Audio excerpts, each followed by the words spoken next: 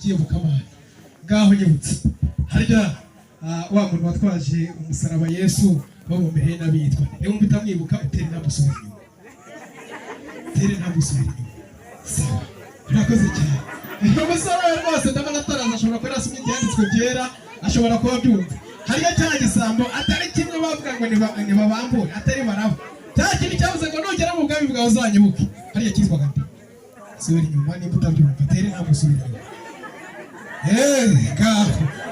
ngaho nyine ngaho rero umusore mwiza dore nguyu rwose nguyu umusore mwiza ufite agasatsi k'akabegemege wagira ngo avuye muri tarayikirina nguyu rwose ngaho duhanga ijisho wireba hasi maze tukwereke shiriyo mbone hasi tukubaze maze wabyumvise kandi turabizi urubaha niba utubaha rwose nta abaho umugeni wacu shiriyo mbone hasi tukuba maze nakubwira iki ngaho turebe rero hano ntabwo tugiye dukingira abantu bakiri intwaro hasi tore intwaro Yesu urakoze cyane subira inyuma gato uyu ni umusore rwose ubona ko rwose ateretse rwose uraho neza furayi wacu uragumye urakomeye Yesu nashimwe haleluya cyangwa se ngebira no kuri Imana umujya warayisomye pe kuva mu itangire kugera mu byahishuwe harimo ijambo Yesu inshuro zingahe niba utabyumva tere ntabwo usubira inyuma kuba Imana bashimeshi cyane Imana irabasha asigaye abasore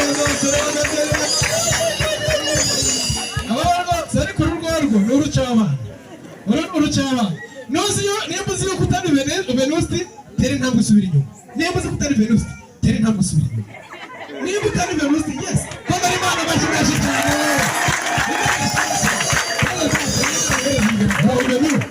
Nahadeza shaukuye mushika ndio kutuka mugende maze rero utambuka bakuru gusuhuza namwe gusuhuza abakuru ngaho mugeje reka dusome ijambo ry'Imana dusanga mu gitabo cy'ibyahishuwe ibice 19 umurongo wa 7 tugeze ku wa 9 dusome mu izina rya Yesu. Tunezerwe twishime tuyihimbaze kuko ubukwe bw'umwana w'intama usohoye umugeni we akaba yiteguye kandi ahawe kwambara umwenda w'igitare mwiza urabagirana utanduye. Uwo mwenda w'igitare mwiza niwo mirimo yo gukiranuka yabera. Arambwira ati andika ati hahirwa abatorewe ubukwe bw'umwana w'intama kandi ati ayo ni amagambo y'ukuri kw'Imana. Imana yashimwe cyane. Haleluya. Ijambo ry'Imana riratubwiye ngo tunezerwe twishime tuyihimbaze. Amen. Ubukwe tubona hano mu isi bugereranywa n'ubukwe tuzagira umunsi Imana izabivuze Kristo aje kujyana umugeni we, kuko turi muri isi twiteguye kuzabona ubwiza bw'Imana ije guhamagara uwo yatoranyije wakoze imirimo yo gukiranuka, ngo kandi ngo umwenda w'igitare mwiza ni imirimo yo gukiranuka yakoze. Imirimo yo gukiranuka twakoreye muri iyi Imana ishimwe cyane. Haleluya.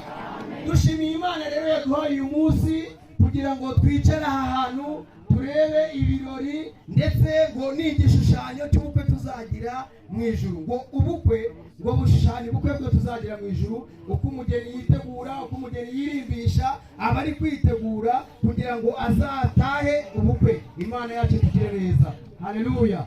Ni umwanya wo kugira ngo twinjire neza muri uyu munsi wa none. Yitegura gute ubukwe bw'umwana w'intama w'Imana. Mureke rero tunezererwe muri uyu mwanya. Ubukwe n'ubundi buri imbere bwa wa munsi udasanzwe Kristo azaza kuje guhamagara itorero rye. Imana yashimwe cyane. Reka dusenge Imana. Mana data wa twese, kuko uyu munsi waduhaye turagushimye mwami Imana nyir'ingabo. N'igihe twategereje iminsi myinshi ariko kirasohoye. Ngwino tugire neza muri uyu mwanya, muri iri teraniro uze wigaragaze nyakubahwa Imana, buri wese mu ruhande rwe umushoboze kandi imbaraga zawe zigaragara ahantu. Mwami Imana nyir'ingabo ukomeze gutanga umugisha no kutwitaho muri byose mu izina rya Yesu. Amen.